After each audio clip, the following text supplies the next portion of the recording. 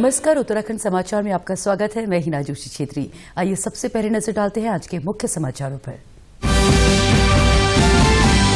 महाराष्ट्र के पुणे में स्थित सीरम इंस्टीट्यूट ऑफ इंडिया के टर्मिनल 1 में लगी आग, 5 लोगों की मृत्यु।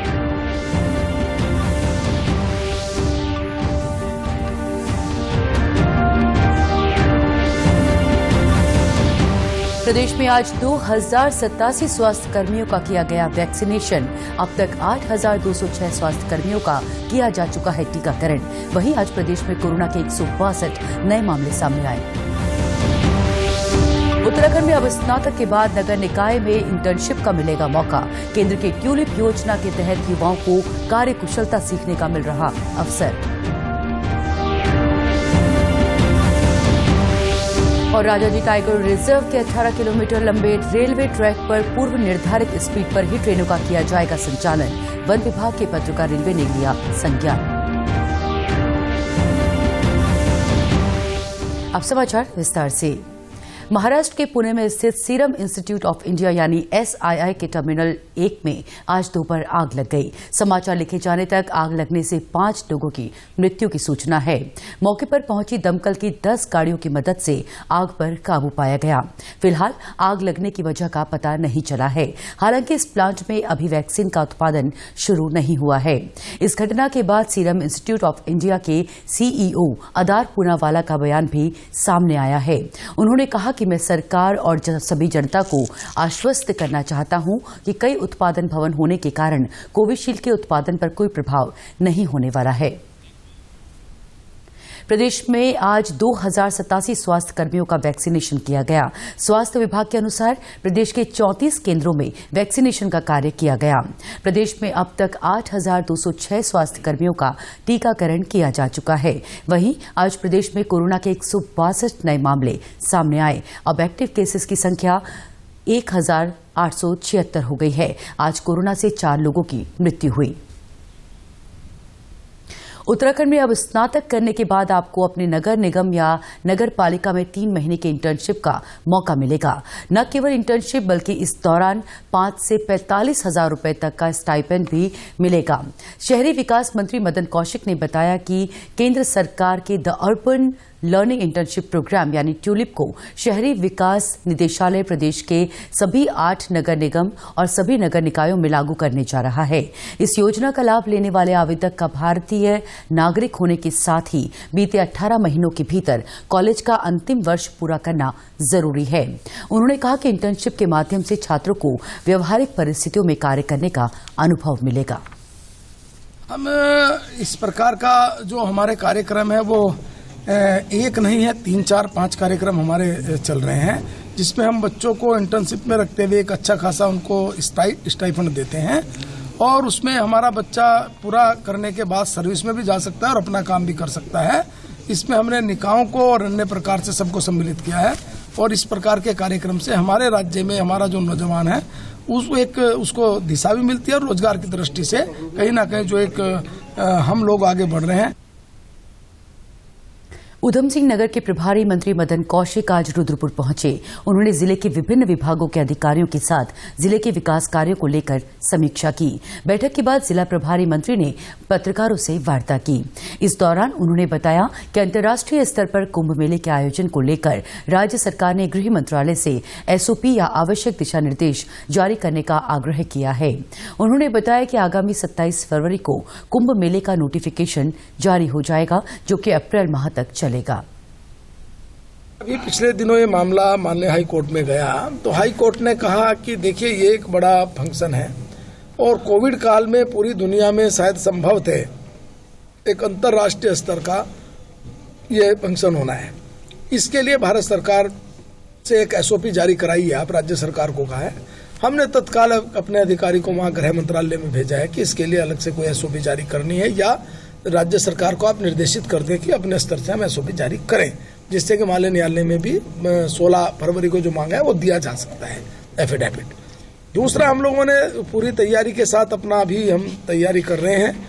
कोविड का ध्यान रखेंगे, सोशल डिस्टेंसिंग का ध्यान रखेंगे, मास्क का ध्यान रखेंगे, इसके अनुसार ही मेले का आयोजन होगा। महाकुंभ से पहले हरिद्वार आने वाले श्रद्धालुओं को सरकार ने बड़ी राहत दी है। मोतीचूर फ्लाईओवर का निर्माण कार्य लगभग पूरा होने के बाद आम जनमानस के लिए इसे खोल दिया गया है। वहीं दूसरे ट्रैक पर शेष रह गए कार्य को तेजी से निपटाया जा रहा है। ये प्रदेश का सबसे लंबा फ्लाईओवर है, जिसकी लंबाई लगभग 2 किलोमीटर है। बता दें कि हरिद्वार जिले की सीमा पर मोतीचूर रेलवे फाटक पर अक्सर जाम की समस्या से लोगों को जूझना पड़ता था। वहीं राजाजी टाइगर रिजर्व के पूर्व एवं पश्चिमी भाग के बीच में पड़ने वाले इस रेलवे फाटक से जंगली जानवर भी प्रभावित होते थे। मुख्यमंत्री त्रिवेंद्र सिंह रावत ने ठोस अपशिष्ट प्रबंधन परियोजना एवं विकेंद्रीकृत सेग्रीगेशन हॉल के निर्माण के लिए 28 करोड़ की वित्तीय एवं प्रशासकीय स्वीकृति प्रदान की है। प्रथम किस्त के रूप में मुख्यमंत्री ने 4 करोड़ 82 लाख रुपए अवमुक्त किए हैं। प्रथम किस्त के रूप में नगरपालिका परिषद धारचूला को 32 लाख 46 हजार, नगरपालिका परिषद चिन्नालीसौड़ को 31 लाख 86 हजार, नगरपालिका परिषद टनकपुर को 73 लाख के आसपास, नगरपालिका परिषद रामनगर को 90 लाख के आसपास जारी किए गए हैं। मुख्यमंत्री के द्वारा राज्य के सुदूरवर्ती पहाड़ी क्षेत्रों के नगर निकायों के लिए ये धनराशि जारी की गई है। उत्तर रेलवे द्वारा राजाजी टाइगर रिजर्व पार्क के 18 किलोमीटर लंबे रेलवे ट्रैक पर पूर्व निर्धारित स्पीड पर ही ट्रेनों का संचालन किया जाएगा। वन विभाग की ओर से किए गए पत्र व्यवहार के संबंध में उत्तर रेलवे ने इस पर स्थिति स्पष्ट कर दी है। दरअसल उत्तर रेलवे ने पिछले दिनों रायवाला से ऋषिकेश और हरिद्वार से देहरादून के बीच ट्रेनों को 100 किलोमीटर की गति से संचालित किए जाने की अनुमति दी थी, जिस पर राजाजी टाइगर रिजर्व प्रशासन ने वन्य जीवों की सुरक्षा को लेकर चिंता जताई थी। मुरादाबाद मंडल के मंडल प्रबंधक तरुण प्रकाश ने बताया कि वन्य जीव प्राधिकरण और वन्य निदेशक से वन्य जीवों की सुरक्षा का हवाला देते हुए ट्रेनों की गति को कम करने को लेकर एक पत्र प्राप्त हुआ था, जिस पर विचार करते हुए फैसला लिया गया है कि राजाजी टाइगर रिजर्व क्षेत्र में ट्रेनों का संचालन पहले की तरह ही किया जाएगा। 18 किलोमीटर लंबे ट्रैक पर ट्रेन की स्पीड दिन के समय में 50 किलोमीटर प्रति घंटा और रात के 10 बजे से सुबह 6 बजे तक 35 किलोमीटर प्रति घंटा रहेगी। अब हम लोग ने अपने उस खंड में अपने ट्रैक सुदृढ़ीकरण का कार्य पूरा कर दिया है, तो उसके बाद हमारा ट्रैक 100 kmph की स्पीड के लिए फिट है और उसी की हम लोग ने अपने कमिश्नर रेलवे सेफ्टी से सैंक्शन प्राप्त कर लिया है। इस मुद्दे पर मुझे निदेशक वन विभाग का पत्र प्राप्त हुआ था, जिसमें उनकी रिक्वेस्ट को कंसीडर करते हुए अभी हम लोग जो हमारा आइडेंटिफाइड एरिया था करीब 18 किलोमीटर का, उसमें स्पीड ज्यों की त्यों रखेंगे। जैसे 50 kmph दिन में है और रात में 22 से 6 के बीच में 35 kmph है, वही रखेंगे। रिमेनिंग खंड में हमारी स्पीड 100 kmph रहेगी। गौरतलब है कि 2 दशक में हरिद्वार देहरादून रेलवे ट्रैक के बीच राजाजी टाइगर रिजर्व पार्क की सीमा में 1.5 दर्जन से अधिक हाथी और जंगली जानवर रेल दुर्घटनाओं का शिकार हुए हैं। अभी हाल ही में Ramnagar Jim Corbett national park से 2 बाघों को भी राजाजी टाइगर रिजर्व पार्क में शिफ्ट किया गया है, जिनकी सुरक्षा को लेकर पार्क प्रशासन खासा गंभीर बना हुआ है। अमरनाथ यात्रा की तर्ज पर अब चमोली जिले में स्थित टिम्मर सैंड महादेव की यात्रा शुरू होने जा रही है। स्थानीय लोगों का मानना है कि धार्मिक पर्यटन की दृष्टि से सरकार का ये निर्णय बेहद कारगर साबित होगा। इससे वर्ष भर पर्यटकों की आवाजाही बनी रहने से राज्य को आर्थिक लाभ पहुंचेगा। सीमांत जनपद चमोली की प्राकृतिक सौंदर्यता विश्व भर में प्रसिद्ध है।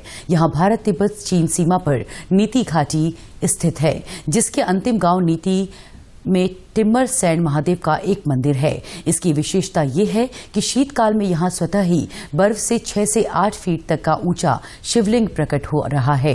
पिछले साल नीति का क्षेत्र इनर लाइन के तहत आता था, लेकिन अब इसे इनर लाइन से बाहर कर दिया गया है, जिससे अब देश विदेश के श्रद्धालु भी यहाँ पहुंच रहे हैं। जिला पर्यटन अधिकारी ब्रिजेंद्र पांडे ने बताया कि अमरनाथ यात्रा की तर्ज पर अब प्रदेश सरकार भी मार्च माह में यहाँ यात्रा शुरू करने जा रही है। बीआरओ से इस मार्ग से बर्फ हटाने में सहयोग लिया जाएगा, जिससे धार्मिक यात्रा संचालित हो सके।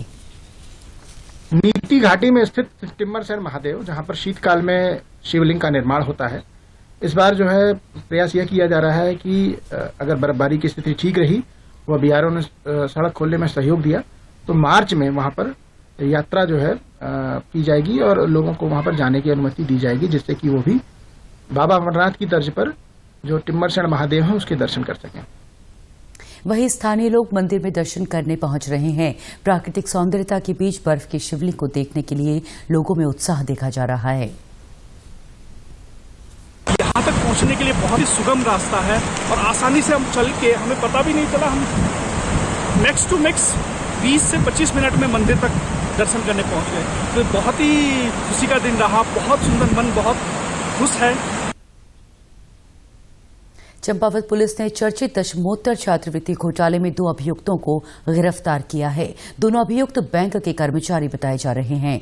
वर्ष 2019 में उच्च न्यायालय द्वारा पारित आदेश के अनुपालन में SC, ST और OBC से संबंधित दशमोत्तर छात्रवृत्ति वितरण में बरती गई अनियमितताओं के संबंध में जिला स्तर पर SIT का गठन किया गया था, जिसमें समाज कल्याण विभाग से प्राप्त प्रपत्रों के आधार पर थाना बनबसा के स्कूलों में दशमोत्तर छात्रवृत्ति वितरण की जांच की गई। SIT के जांच अधिकारी धीरेन्द्र कुमार ने बताया कि दशमोत्तर छात्रवृत्ति घोटाले में पंजीकृत 7 अभियुक्तों में से 3 अभियुक्तों को पूर्व में ही गिरफ्तार किया जा चुका है, जबकि 2 अभियुक्त बैंक ऑफ बड़ौदा के कर्मी हैं, जिन्हें विवेचना के बाद गिरफ्तार किया गया है। 2019 से एक मुकदमा पंजीकृत हुआ था थाना बनबसा में, तो उसकी इन्वेस्टिगेशन मेरे द्वारा की जा रही है। इन्वेस्टिगेशन के दौरान ये प्रकाश में आया है कि बैंक ऑफ बड़ौदा के कुछ कर्मचारियों द्वारा ATM अपनी ही ID से फीड किया गया और उसी ID से वो वेरीफाई किया गया, जबकि नियमानुसार उन्हें ऐसा नहीं करना चाहिए था। तो उनका संलिप्त होना इस मुकदमे में पाया जा रहा है, जिस कारण उनकी आज गिरफ्तारी की गई है और उन्हें कोर्ट में पेश किया जा रहा है। न्यायिक रिमांड लेकर उचित कार्रवाई की जाएगी।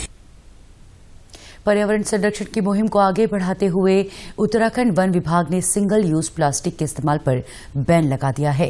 प्रमुख वन संरक्षक राजीव भरतरे की ओर से इस संबंध में आदेश भी जारी हो चुके हैं। प्रमुख वन संरक्षक ने बताया कि वन विभाग अब न सिर्फ सिंगल यूज प्लास्टिक पर अपनी निर्भरता कम करेगा, बल्कि लोगों को वन क्षेत्र में प्लास्टिक का उपयोग न करने को लेकर जागरूक भी करेगा। इसके साथ ही नदी तट, संरक्षित वन क्षेत्र, आर्द्र भूमि आदि में भी जमा हुए सिंगल यूज प्लास्टिक को हटाया जाएगा। इसके लिए विभाग की ओर से विशेष अभियान चलाया जाएगा। ये पर्यावरण मंत्रालय से भारत सरकार से निर्देश आए थे कि सिंगल यूज प्लास्टिक जो है उसको हम अपने जो कार्यालय हैं, हमारे जो आवासीय परिसर हैं, ऐसे पर्यटक स्थल जो कि वन विभाग द्वारा संचालित हैं और वनों, संरक्षित क्षेत्रों, नदियों के तटों और वेटलैंड, यहाँ पे इनकी एक तो उसके उपयोग पे अंकुश लगाएं, दूसरा उनके लिए विकल्प उपलब्ध कराएं और तीसरा जन जागरूकता और ऐसे अभियान चलाएं जिससे कि यहाँ पे स्वच्छता की जाए और लोगों को प्रेरित किया जाए कि वो इसके उपयोग से बचें। गौरतलब है कि केंद्र सरकार ने साल 2022 तक सिंगल यूज प्लास्टिक को चरणबद्ध तरीके से इस्तेमाल न करने का लक्ष्य रखा हुआ है, जिसके बाद वन विभाग भी इस मुहिम को आगे बढ़ा रहा है। केंद्र और राज्य सरकार की ओर से राज्य में कृषि उत्पादन को बढ़ावा दिया जा रहा है। इसी के तहत उत्तराखंड विकेंद्रीकृत जलागम विकास परियोजना फेज 2 राज्य के लिए काफी मुफीद साबित हो रही है। ये योजना पलायन को रोकने में भी मददगार साबित हो रही है। देहरादून की चक्राता विधानसभा में इस परियोजना का ग्रामीण बड़ी संख्या में लाभ ले रहे हैं। किसान दिनेश चौहान ने बताया कि जलागम विकास की ओर से उन्नत किस्म के बीज उन्हें उपलब्ध कराए गए, साथ ही पानी की कमी को दूर करने के लिए भी बड़े टैंकों का निर्माण कराया गया, जिससे आज उनकी खेती रोजगार का माध्यम बन गई है। हमने अपने आप से शुरुआत करी, टमाटर से शुरुआत करी। इसमें जलागम का सपोर्ट रहा। हमने जलागम से रिक्वेस्ट करी, हमने जो प्रार्थना पत्र है प्रदान के माध्यम से हमने कहा कि भाई हमें पानी की यहाँ पे ज़रूरत है, तो उन्होंने हमें पाइपलाइन भी प्रोवाइड करवाई और साथ में एक टैंक भी प्रोवाइड करवाया। और यहाँ पे जो है, जो ये आपको जितनी भी खेती दिख रही है, यहाँ पे हमने पूरा एक हमारा चक पड़ता है, ये पूरा ना 15-16 परिवार हैं जो पूरा चक पड़ता है, तो सबको मतलब पानी भरपूर है आज की डेट में। और उससे हमने अच्छा टमाटर लगाया, अच्छी उपज हुई, लोगों ने अच्छी इनकम करी। जलागम विभाग के उप परियोजना निदेशक प्रेम नारायण शुक्ल ने बताया कि इस परियोजना के तहत किसानों को चयनित कर प्रशिक्षण दिया जा रहा है। प्रशिक्षित किसान अपने अपने गांव में अन्य किसानों को भी जागरूक कर रहे हैं। उन्होंने बताया कि इस परियोजना से 7 हेक्टेयर से अधिक क्षेत्रफल को कृषि के लिए तैयार किया गया है। उन्हें उन्नत किस्म के बीज उपलब्ध कराए जा रहे हैं, जिससे कि किसानों को अच्छी पैदावार हो सके। आज किसान मुख्य रूप से अब सब्जियों की खेती कर रहे हैं, जिसमें मटर, टमाटर, फ्रांस बीन, अदरक मुख्य रूप से शामिल हैं। सबसे बड़ा जो कार्य किया गया है वो सिंचित क्षेत्र में वृद्धि की गई है। प्रत्येक गांव में लगभग 7 हेक्टेयर से अधिक क्षेत्रफल सिंचित किया गया है, जिसके परिणाम स्वरूप प्रत्येक गांव में किसानों की आय में लगभग 50 लाख रुपए से अधिक की वृद्धि हुई है। लोग 50 लाख रुपए से अधिक की आय कर रहे हैं।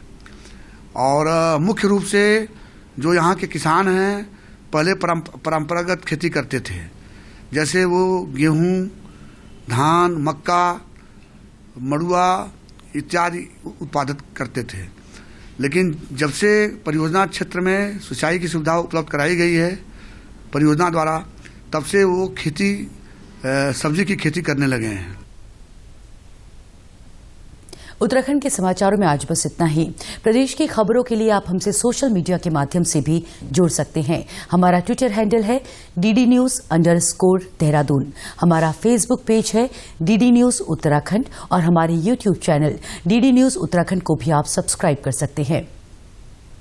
कोरोना संक्रमण से बचने के लिए मास्क का अनिवार्य रूप से और सही ढंग से प्रयोग करें। साथ ही सामाजिक दूरी का ख्याल रखें। नियमित रूप से हाथ धोएं और याद रखें, कोरोना को हराना है, मास्क जरूर लगाना है। नमस्कार।